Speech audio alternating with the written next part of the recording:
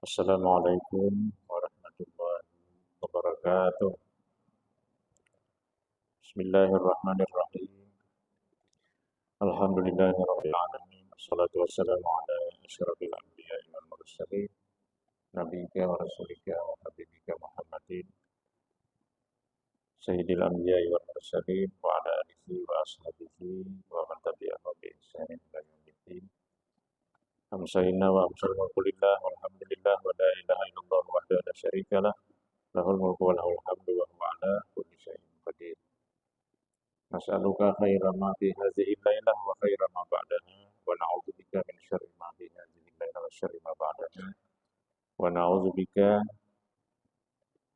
minal kasali wal harami wa su'il kibari wa na'udzubika min azabin finnar wa azabin fil qabr. Amin ya rabbal alamin. Amma ba'du. Bapak Ibu jemaah salat maghrib Masjid Al-Furqan rahimahumullah. Tentu saja kita merasa bersyukur kehadirat Allah Subhanahu wa taala pada malam hari ini, malam Kamis atau Rabu malam ya, keempat di bulan Oktober 2024. Kalau tidak salah bertepatan dengan tanggal berapa ini? Rabiul Akhir. Nah, ada ingatnya kita ini yang paling ingat itu bulan Ramadan aja. Kalau di luar Ramadan ini sudah lupa. Pada malam hari ini ulun ingin menjelaskan surah yang baru setelah sebelumnya kita menyelesaikan surah As-Sajdah, surah ke-32. Nah, malam ini masuk ke surah Al-Ahzab, surah ke-33. Al-Ahzab sendiri artinya partai-partai. Nah, Ahzab jamak dari Hizbun. Jadi kalau ada misalnya Hizbullah, Hizbullah partai Allah, Hizbus Syayatin partai setan. Hizbut Tahrir itu partai tahrir. Tahrir itu pembebasan. Dari kata hurun, hurun itu merdeka. Jadi ada dua kata yang berarti merdeka dalam bahasa Arab. Yang pertama tahrir, yang kedua istiqlal. Istiqlal dari kata istaqalla. Istaqalla artinya memisahkan diri. Nah, karena merdeka itu berarti kita tidak lagi berada di bawah cengkeraman penjajah. Nah, sehingga disebut istiqlal. Soekarno membangun masjid dinamai dengan Istiqlal, itu menjadi sebuah monumen kemerdekaan sebenarnya. Nah, dihadiahkan untuk orang Islam sebuah masjid yang besar namanya Masjid Istiqlal. Kalau ada kita Masjid Al-Furqan. Nah, Furqan ada juga surah Al-Furqan dalam Al-Qur'an. Al-Furqan artinya dari kata firqah. Firqah itu artinya pembeda. Nah, pembeda antara yang benar dan yang salah. Tapi nanti jangan dimaknai semua masjid ini salah kecuali Masjid Al-Furqan. Nah, ini bakal lahian pulang jangan.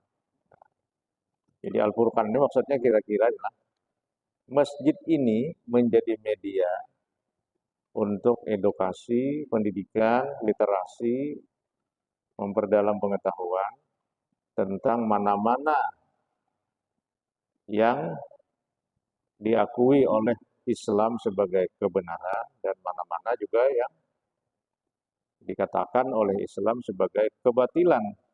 Nah, jadi ini semacam media, alat yang dijadikan bagi kaum muslimin, dalam hal ini bagi jamaah, untuk memperdalam atau memahami lebih jauh tentang al-farqu bainal haqqi wal batil. perbedaan antara yang hak dan yang batil. Nah, sehingga namanya Al-Furqan. Memang nama-nama masjid, sebagaimana juga nama-nama surah, itu biasanya ada sejarahnya. Ada sejarahnya. Di Barabai itu ada namanya Kampung Jatuh. Nah, ada masjid, nama masjidnya Al-A'la. Oh, Al-A'la itu kan nama Tuhan ya, Al-A'la. Al-Ali sama Al-Ali, Al-A'la artinya tinggi. Kebetulan masjidnya tinggi memang. Nah, jadi disebut Al-A'la. Tapi ada juga pendapat bahwa Masjid Al-A'la di Desa Jatuh itu adalah masjid yang memiliki karamah. Nah, apa karamahnya? Karena di sana ada rayah. Nah, rayah itu semacam bendera. Bendera yang bertuliskan Arab. Konon kabarnya itu dulu dihadiahi oleh seorang ulama di Masjid Al-Haram di Mekah. Jadi ada orang sana naik haji, lalu diberikan rayah tadi, semacam bendera yang bertuliskan tulisan Arab. Dan diamanahi agar rayah ini ditaruh di masjid. Nah, lalu ditaruhlah di masjid. Bisa dilihat sekarang di masjid Al-A'la di Jatuh. Lalu orang jatuh, jadi jatuh itu maksudnya dia menjadi tempatan suatu yang dianggap karamat. Jatuh itu kan hanya gugur. Nah, jadi keguguran, ketempatan sesuatu yang karamat. Lalu orang jatuh ini migrasi ke Pal 7, Jalan Ahmad Yani. Lalu membuat handil jatuh. Nah, itu dia kan. Ini handil jatuh. Handil itu dari kata andil. Andil itu dari bahasa Belanda, artinya gotong royong. Gotong royong membangun irigasi, kemudian di sampingnya ada jalan, lalu ada permukiman dan membuka sawah-sawah baru. Tapi generasi muda tidak mengerti.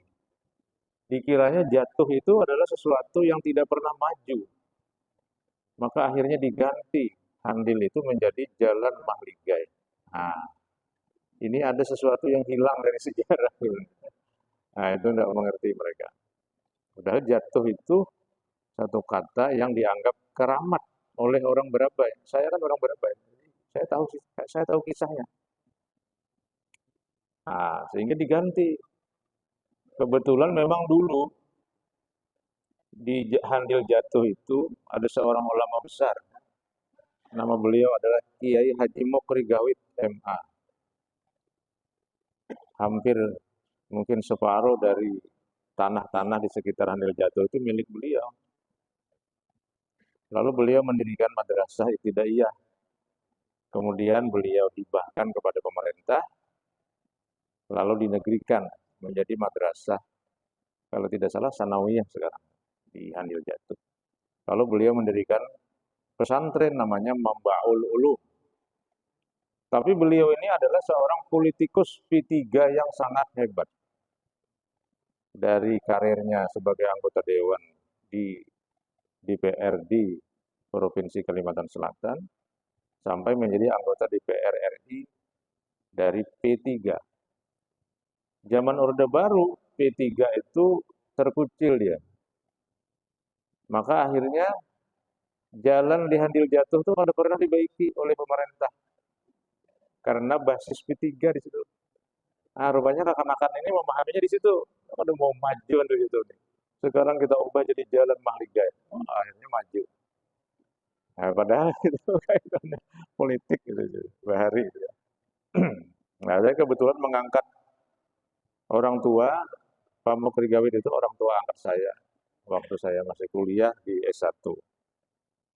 Beliau sangat sederhana dan banyak amal jariahnya dalam bidang pendidikan. Jadi ada pesantren di situ, pesantren Mambaul Ulum Putra dan Mambaul Ulum Putri. Yaitu beliau mendirikan dengan dana pribadi, dengan tanah milik pribadi. Sampai sekarang berkembang bagus itu di Hadil Jatuh. Nah ini supaya jangan mengantuk.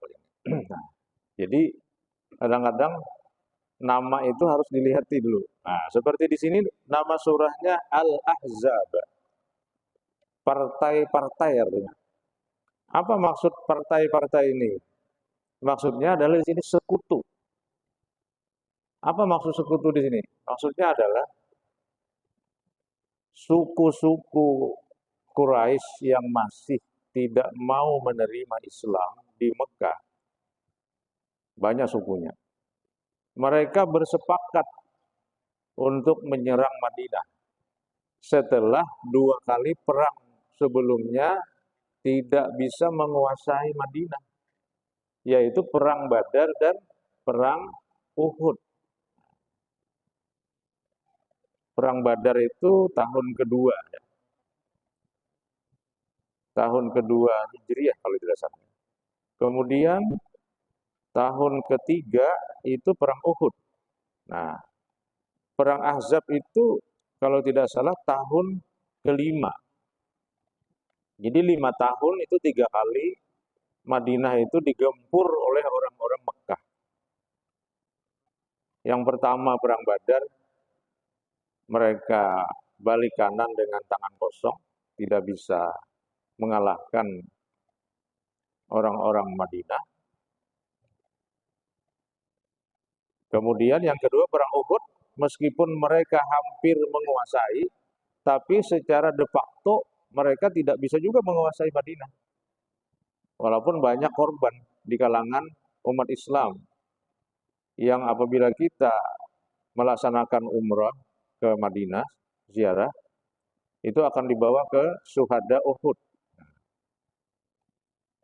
Dulu masih ada batu-batu di atas tanah yang menunjukkan di bawahnya itu ada kuburan.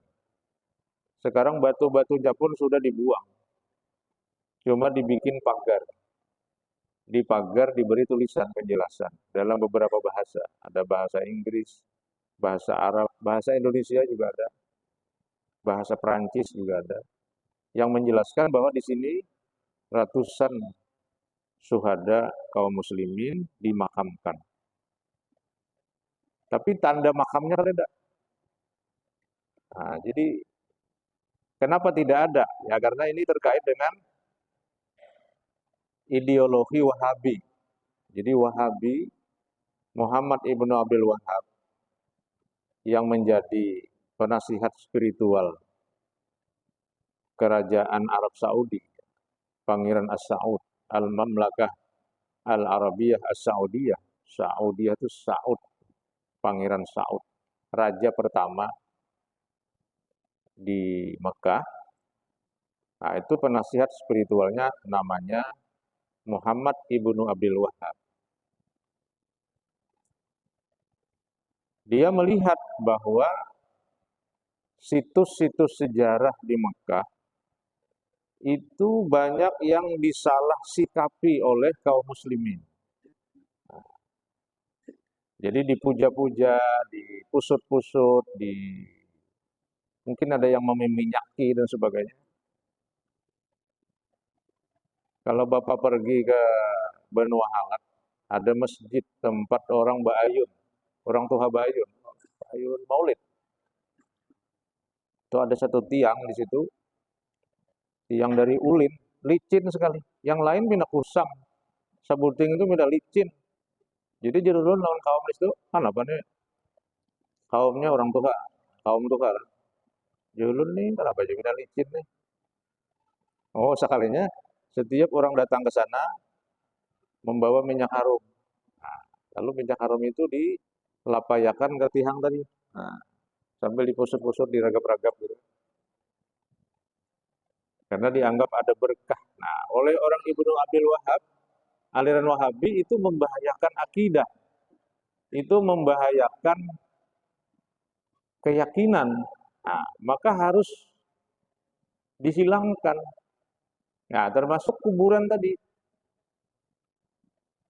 Di Uhud itu rupanya banyak juga yang mengambil macam-macamnya kan mungkin mengambil tanahnya nggak apa kah? Nah, sehingga itu tidak ada lagi. Kita lihat itu tanah rata saja. Tapi kalau di Baki masih ada. Mungkin di Baki pengelolanya beda dengan di Uhud. Di Baki masih ada batu-batu, tapi juga tidak ada tulisan nih, ini kubur siapa. Hanya biasanya para pemandu ziarah itu bisa menjelaskan. Tapi wallahu alam juga, ulun kada tahu percaya juga. Ini kubur si Ano, ini Fatimah di sini. Oh. Ya, ulun umbut-umbut aja bang, ulun bujur doakan ya, kita tahu itu. Tapi kalau Wahabi itu memang dia tidak mau, kecuali kubur Nabi. Itu pun kan kalau kita lewat di kubur Nabi, hampir tidak boleh berhenti. Apalagi misalnya hendak menjanguk-janguk baru diberiakannya. Jadi suruhnya hus hus hus, artinya tarus tarus, mur mur mur, murur murur itu hanya tarus tarus. Ya haj mur ya haj mur. Nah, jadi apa namanya? Seperti itu perang Uhud itu tidak bisa juga dimenangkan oleh mereka. Nah, lalu mereka mencoba melakukan atau mengumpulkan kekuatan yang lebih daripada perang Badar dan perang Uhud.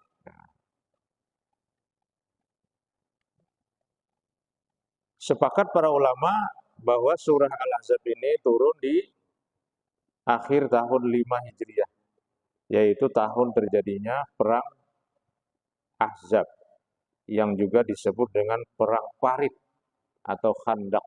Khandak itu Parit. Karena ketika itu ada seorang sahabat Nabi yang bernama Salman dari Persia, namanya Al-Farisi.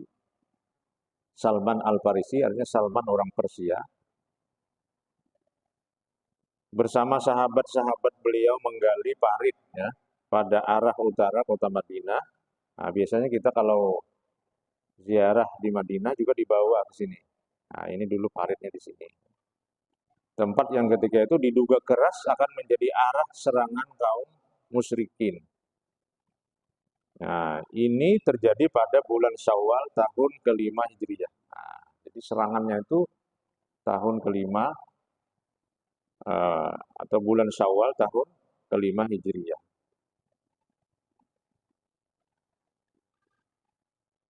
Surah ini dari segi turunnya adalah surah ke-90.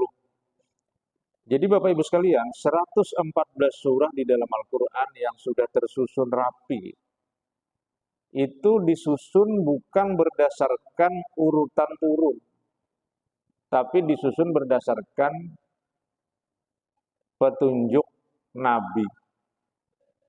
Nah, jadi Nabi itu memberi petunjuk kepada para sahabat, supaya Al-Quran itu diurut, mulai daripada Al-Fatihah sampai An-Nas. Apakah Al-Fatihah yang pertama turun? Tidak. Apakah An-Nas yang terakhir turun? Tidak. Karena yang terakhir turun, sesurahan itu adalah An-Nasr. Iza ja'a nasrullahi wal fath. Itu sesurahan turun yang terakhir. Yang pertama adalah 5 ayat pertama surah Al-Alaq. Tapi kalau yang satu ayat, bahkan sebahagian dari satu ayat turun terakhir, itu adalah surah Al-Maidah yang berbunyi al-yauma akmaltu lakum dinakum wa atmamtu alaikum ni'mati wa raditu lakumul islam madina.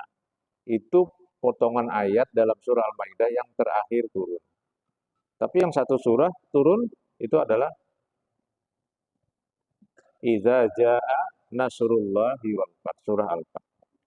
Tapi Nabi ketika mendiktikan Al-Quran kepada para sahabat, itu dimulai dari Al-Fatihah sampai An-Nas. Nah, tentu kita tidak tahu mengapa kan, karena tidak ada juga sahabat yang bertanya, kenapa ini susunannya seperti ini kan. Hanya boleh juga kita menebak atau ya anggaplah mengambil hikmah namanya. Kenapa Al-Fatihah yang pertama? Ya mungkin karena Al-Fatihah itu adalah surah yang menjadi semacam abstraksi dari keseluruhan isi Al-Quran. Jadi isi Al-Quran itu abstraknya itu adalah Al-Fatihah. Jadi ayat pertama misalnya, ayat pertama itu berisi tentang nama atau sifat daripada Allah Subhanahu wa taala. Jadi Al-Quran itu banyak sekali berbicara tentang siapa itu Allah. Sampai dijelaskan ada 99 nama yang di dalam ayat 1 surah Al-Fatihah itu sudah dikasih 3. Bismillahi, Allah itu sendiri. Ar-Rahmani dengan Ar-Rahim. Allah, Ar-Rahman, Ar-Rahim.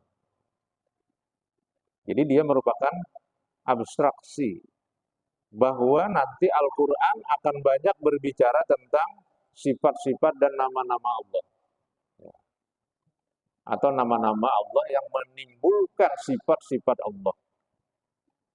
Namanya Ar-Rahman, ya, sifatnya pengasih.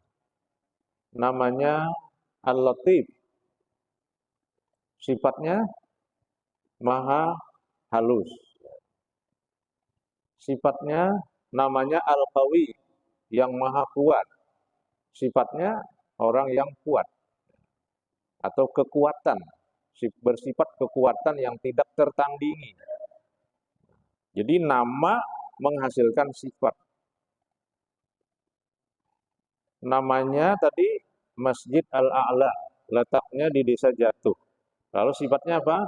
Dia dianggap sesuatu yang tinggi. Karena Al-A'la-nya tinggi. Kebetulan juga masjidnya Masjid Ba'angkat. Ya.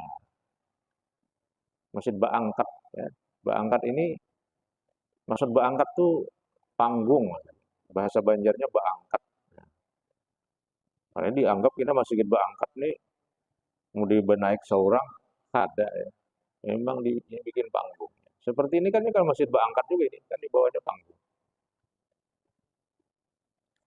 Lalu ayat kedua ada Alhamdulillahi Rabbil Alamin.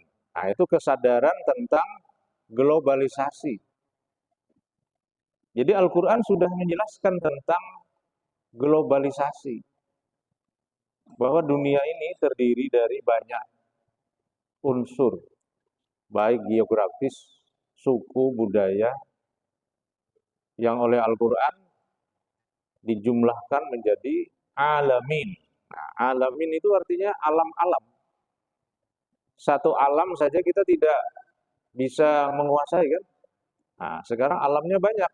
Tapi Allah mengatakan itu diatur oleh Allah. Alhamdulillah, segala puji lillahi hanya untuk Allah Rabbil Alamin yang menciptakan dan mengatur alam-alam atau semesta alam. Jadi bahkan globalisasinya melebihi dari konsep peradaban modern. Kalau globalisasi peradaban modern itu maksudnya antar negara. Kita satu dalam sebuah bumi yang sama-sama kita tempati sebagai ibu pertiwi. Bumi itu global. Maka kita melakukan sesuatu di sini itu bisa berdampak sampai kemana-mana. Global. Kita membakar hutan di sini, maka asapnya pergi kemana-mana, mengglobal. Tapi kalau dalam Al-Quran, globalisasinya itu seluruh alam. Nah, sampai ke planet-planet yang di atas sana. Jadi artinya konsep globalisasi dalam Al-Quran itu jauh lebih luas, lebih dahsyat, lebih kaya daripada konsep globalisasi yang ada di dunia. Nah, itu sudah kita pahami di dalam Al-Quran. Sehingga Al-Quran banyak bicara tentang bintang, tentang matahari, tentang galaksi, tentang awan, tentang tata surya, tentang langit yang berlapis 7. Nah, itu sudah ada dalam Quran. Bahkan Al-Quran bicara tentang 4 dunia. Dunia sebelum kita ada, dunia yang sekarang kita tempati, yang ketiga dunia barzah, alam barzah, yang keempat alam akhirat. Bahkan setelah itu masih ada alam kan? Karena summa ilaihi turja'un. Kemudian semuanya dikembalikan kepada Allah dalam kehidupan yang kita tidak tahu seperti apa. Jadi bisa jadi 5 sebenarnya. Sebelum kita ada, sekarang ada di dunia, nanti meninggal di alam barzakh sebelum kiamat, alam akhirat, alam yang kita tidak tahu akan seperti apa. Yang dalam bahasa Arab dikatakan summa ilaihi turja'un. Kaifa takfuruna billah? Kenapa kamu kufur kepada Allah? Wa kuntum amwatan. Sedangkan kamu itu dulu tidak ada. Fa ahyakum ada di dunia. Summa yumitukum masuk ke alam barzakh. Summa yuhyikum ada di alam akhirat. Summa ilaihi turja'un. Nah, berarti ada. Jadi globalisasi dalam konsep Al-Quran mencakup segalanya dan dalam rentang waktu yang sangat panjang. Nah, kalau globalisasi yang sekarang kita nikmati ini, ya kita bisa menukar barang dari Singapura, dari mana-mana, dari Malaysia, dari Amerika, global. Nanti dikirim dengan waktu yang tidak terlalu lama sampai, karena setiap hari ada penerbangan yang bisa membawa barang yang kita pesan. Nah, itu globalisasi dalam bidang perdagangan. Pasar pun bisa diakses oleh rakyat secara global. Kenapa bisa diakses? Karena pasarnya tidak di bumi, tapi pasarnya ada di dunia maya, di dunia bayangan. Dunia maya itu dunia bayangan, dunia citra-citra bayangan. Bikin pasar, loka pasar namanya, marketplace. Nah, kita jualan iwak rabuk haruan, nah, pasarnya di langit. Kita foto, kita share, bisa dilihat oleh seluruh orang yang ada di dunia. Nanti orang Mekah karena kagenangan lawan iwak rabuk haruan olahan orang gambut, mereka bisa beli. Nanti dikirim ke Mekah.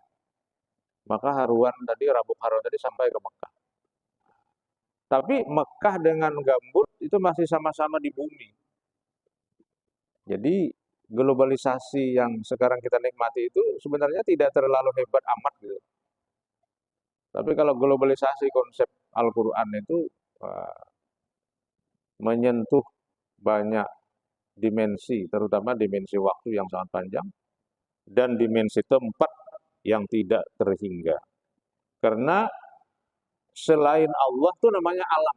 Nah, ma siwallah al-alam. Al-alam hiya ma siwallah. Alam itu adalah segala sesuatu selain Allah, itu alam. Nah, jadi ayat kedua itu abstraksi tentang apa yang dibicarakan oleh Al-Quran tentang luasnya alam dan panjangnya waktu yang akan ditempuh oleh makhluk-makhluk Allah ini di dunia sampai ke negeri akhirat. Jadi kalau periodisasi jadi gubernur 10 tahun, nah itu satu mat saja sebenarnya. Jadi presiden 10 tahun, itu satu mat saja. Nah, kalau kita bandingkan tadi, mulai belum ada, hidup di dunia, ke alam barzah, alam akhirat, dan alam yang kita tidak tahu kapan di mana tempatnya oleh Allah Subhanahu wa taala. Wah, itu 10 tahun itu hanya seperti setetes air di lautan, sebutir pasir di gurun Sahara. Itu betapa kecilnya kita ini berhadapan dengan alam yang diciptakan oleh Allah. Nah, jadi Al-Fatihah itu pertama itu karena dia abstraksi. Nanti Ar-Rahman Ar-Rahim, nama Tuhan lagi, Maliki Yaumiddin itu menceritakan tentang berakhirnya kekuasaan manusia yang diberikan Allah dan diizinkan oleh Allah selama di dunia berakhir, lalu nanti berganti yang akan menegakkan kekuasaan yang sebenarnya itu adalah Allah yang disebut dengan Malik. Maliki Yaumiddin. Nah, jadi Maliki Yaumiddin itu menegaskan bahwa selama di dunia ini memang manusia diberi kuasa, diberi jabatan. Makanya namanya khalifah. Khalifah itu hanya pengganti. Jadi khalifatullah itu pengganti Allah. Maksudnya itu Allah mendelegasikan sebahagian dari kekuasaannya kepada manusia. Seakan-akan manusia itu bisa melakukan apa saja. Hukum pun bisa diputar-putar oleh manusia dengan kekuatan uang dan sebagainya. Jadi seperti manusia itu bisa seperti Tuhan. Makanya ada manusia yang mengaku jadi Tuhan kan, Fir'aun. Karena memang manusia itu disebut dengan khalifatullah, pengganti Allah. Maksud pengganti Allah itu dia diberi tugas memakmurkan bumi ini melalui kekuasaan yang didelegasikan Allah kepada manusia. Jadi manusia itu memiliki kekuasaan. Jangan dikira manusia ini seperti wayang, bukan. Manusia bukan seperti wayang. Antara dalang dengan wayang, ya. Manusia ini kada ada punya kekuatan apa-apa aja kita nih. Menuju Tuhan A, Tuhan B. Kada, manusia punya kekuasaan. Walaupun manusia itu tidak mengakui Allah sebagai Tuhan, karena dia manusia, dia diberi kekuasaan. Jadi walaupun dia tidak salah dan sebagainya, kemudian dia aktif dalam bidang ekonomi, dia bisa berhasil. Karena dia diberi kekuasaan. Tetapi kekuasaan itu akan berakhir. Nah, kita sebagai kaum muslimin disadarkan oleh satu ayat. Bunyinya Maliki Yaumiddin. Itu ayat yang seperti mengakhiri segala-galanya. Kekuasaan, jabatan, posisi, wibawa, prestasi. Nah, itu akan berakhir. Kapan berakhirnya itu? Ya, pada saat kita meninggal berakhir. Jadi, tidak ada gunanya lagi. Nah, maka oleh karena itu, kalau kita menyadari Maliki Yaumiddin ini, ya saya kira kita ini hidup ini penuh perhitungan juga. Tidak semaunya gitu. Ya, mentang-mentang diberi wewenang yang luas oleh Tuhan tadi, berkuasa, kita tidak akan semaunya, tidak akan semena-mena. Karena kita yakin bahwa ada batas ini. Nah, itu Maliki Yaumiddin itu yang memberi batas itu. Nanti Allah yang akan berkuasa. Manusia tidak lagi diberi kekuasaan. Tapi sebelum dia mati, manusia diberi kekuasaan. Maka berkelahilah di Gaza, berkelahilah di Ukraina. Karena manusia punya kekuasaan, punya kekuatan. Dia melahirkan teknologi dari kemampuan sainsnya, sains dan teknologi. Dia bisa bikin drone untuk menembak jarak jauh dengan pesawat tanpa awak. Sehingga kalau pesawat itu jatuh tidak ada korban jiwa. Wah, itu kehebatan manusia yang disebut dengan khalifatullah, wakil Allah, pengganti Allah. Nah, karena dengan manusia diberi kekuasaan, lalu dia diharapkan bertanggung jawab, maka drama kehidupan ini menjadi ramai dan ada pertanggungjawaban. Coba kalau manusia seperti dalang dan seperti wayang dan Tuhan seperti dalang, ada rame. Nah, seperti paloi jadi dalang kan, ujar paloi ini dengan ini tergenal sedikit, ini halus kalah handap. Nah itu setengah jam seperti apa namanya wayang habis. Nah tapi kalau dalang yang hebat semalaman. Ya, dialog antara Semar dengan Nalagaring juga setengah jam. Nah itulah drama kehidupan kita. Nah dan seterusnya ya. Jadi surah Al-Ahzab ini surah yang ke-90 ya. Ia turun sebelum surah Al-Maidah, surah kelima, dan turun sesudah surah Al-Anfal. Nah.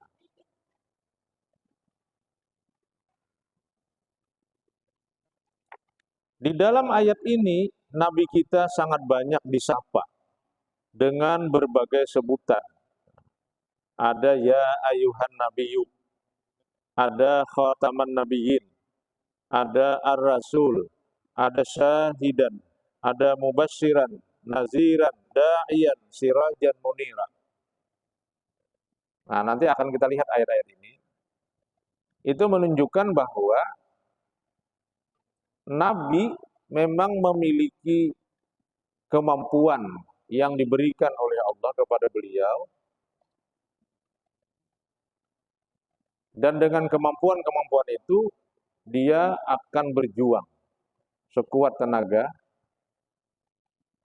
di Mekah dan Madinah dan berhasil.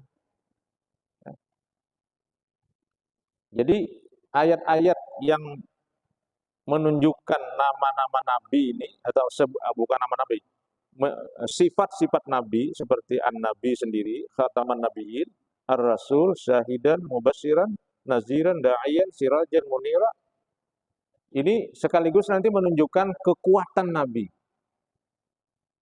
yang tidak dimiliki oleh tokoh-tokoh Quraisy zaman jahiliyah, yang mereka secara ekonomi dan politik lebih kuat.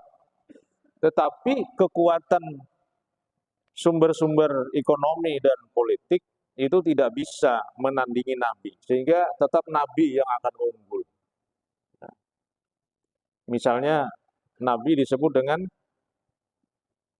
sirajan munira. Sirajan itu hanya lampu, munira itu yang bercahaya. Nah, seperti ini namanya sirajan munira, lampu yang bercahaya. Maksudnya apa? Nabi itu bagaikan lampu. Lampu itu kan tidak bercahaya sendiri dia. Dia tersambung dengan sumber dinamo, sumber listrik, sumber aliran listrik. Jadi Nabi itu bagaikan lampu yang batinnya itu tersambung ke sumber energi yang sangat kuat. Nah, lalu orang menyebutnya spirit, ya. Spirit itu semangat, sumber semangat yang sangat kuat. Nah, lalu kita bisa mempelajari mengapa Nabi itu memiliki sumber energi yang sangat kuat. Nah, karena dia ibadahnya, karena dia tawakalnya, karena dia keikhlasannya. Nah, itu nanti akan bisa kita pelajari dan kita contoh. Jadi kalau kita ingin juga memiliki sumber energi kehidupan yang kuat, kita bisa mencontoh Nabi. Meskipun kita tidak akan jadi Nabi, karena Nabi itu nanti disebut juga dengan Khataman Nabiyyin di ayat 40 surah ini. Ayatnya ada 90, nanti ayat ke-40 itu ada kata-kata Khataman Nabiyyin. Kita tidak akan jadi Nabi, tapi kita akan mendapatkan energi yang juga didapatkan oleh Nabi. Bisa. Jadi nubuah, nah itu kan, nubuah itu kan kenabian. Kenabian itu, nabi itu dari bahasa Arab artinya an-naba. An-naba itu artinya informasi. Kan amma yatasaalun 'anil naba'il 'azim. Tentang apa mereka bertanya-tanya? Yaitu tentang informasi yang dahsyat. Sudah sampai Isya? Sudah? Oh, belum? Nah, jadi kenapa Nabi itu disebut dengan Nabi, atau Nabi Muhammad itu disebut dengan Nabi? Oh, 2 menit ya. Nah, karena beliau mendapatkan informasi dari Allah berupa wahyu yang menjadi petunjuk. Kita kan sebenarnya dari satu sisi lebih mudah daripada Nabi dalam hal mengakses informasi yang disebut dengan wahyu.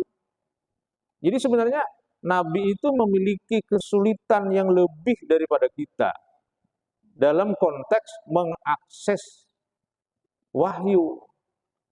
Kita sudah tersedia wahyunya, 30 juz. Tinggal baca dan pelajari. Kemudian Cari apa kira-kira yang bisa kita lakukan secara teknis dari ayat ini. Nah, selesai. Jadi maksud dulu, kita sebenarnya bisa memperoleh sesuatu yang diperoleh oleh Nabi. Meskipun kita tidak akan jadi Nabi. Karena kalau jadi Nabi, itu kita, Nabi itu kan menunggu, kan wahyu ditunggu kan. Lalu turun wahyu. Kadang-kadang tunggu-tunggu tidak turun. Nabi gelisah sekali, sampai orang-orang jahiliyah mengatakan Muhammad ditinggalkan Tuhannya, karena setelah sekian ayat turun, lama sekali tidak ada turun ayat. Kita mau ngaji 10 juz satu hari bisa. Nabi berapa lama menantikan 30 juz itu? Itu dalam kurun waktu 23 tahun. Jadi artinya dari segi aksesibilitas wahyu, kita lebih unggul daripada Nabi sebenarnya.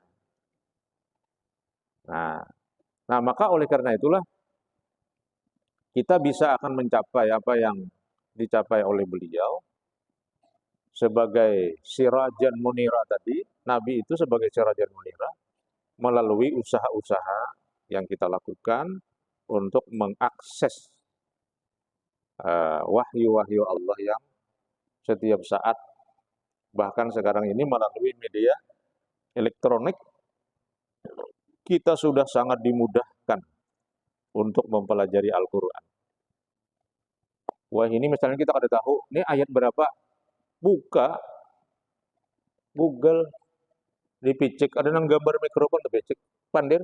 Nah, ya ayyuhalladzina amanu kutiba alaikumusyamu kama kutiba alal ladzina min qablikum la'allakum tattaqun.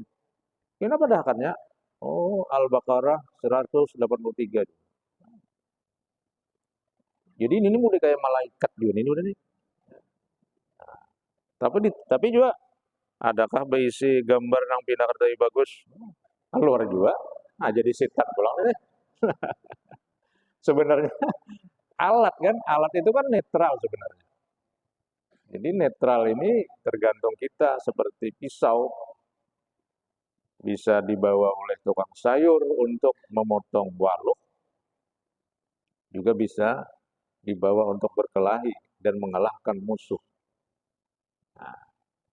Nah, jadi oleh karena itu surah Al-Ahzab ini kaya nanti isinya macam-macam, tapi judulnya itu sebenarnya Perang Ahzab judulnya, karena di dalam sini juga ada cerita Perang Ahzab, yang mana juga tetap orang-orang Mekah tidak bisa menguasai Madinah.